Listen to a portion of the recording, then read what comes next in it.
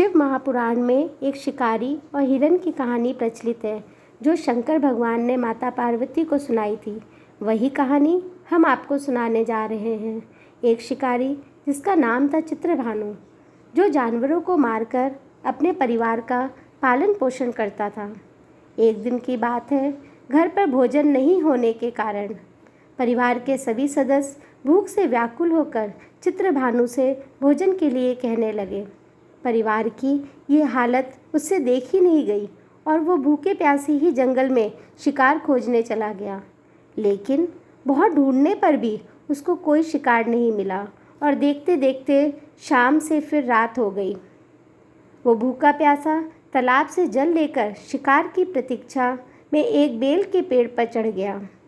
उस पेड़ के नीचे शिवलिंग था जो बेलपत्र से ढका हुआ था।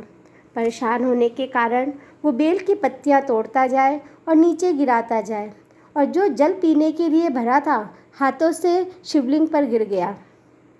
इस प्रकार संयोगवश उसकी शिव आराधना हो गई।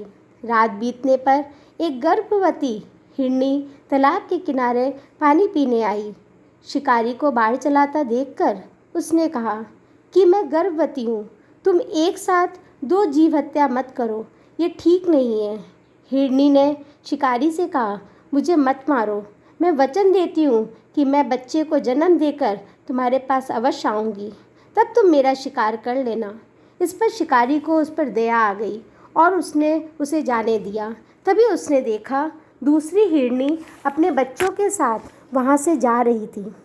जैसे ही वो शिकार करने आगे बढ़ा, हिरनी ने उससे कहा, हे शिकारी, बहुत दिनों के बाद मेरे बच्चे अपने पिता से मिलने जा रहे हैं, उनको जाने दो। इन बच्चों को छोड़कर ज़रूर आऊँगी, इस समय मुझे मत मारो। इस पर शिकारी ने कहा, मैं मूर्ख नहीं हूँ, पहले भी मैंने कई शिकार छोड़ दिए हैं।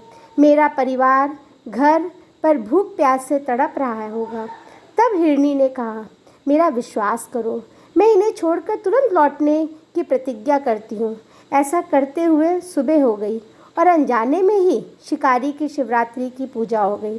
उपवास और रात्रि जागरण भी हो गया। इसी बीच एक हिरन वहाँ से जा रहा था। तब शिकारी ने उसका शिकार करने का निश्चय कर लिया।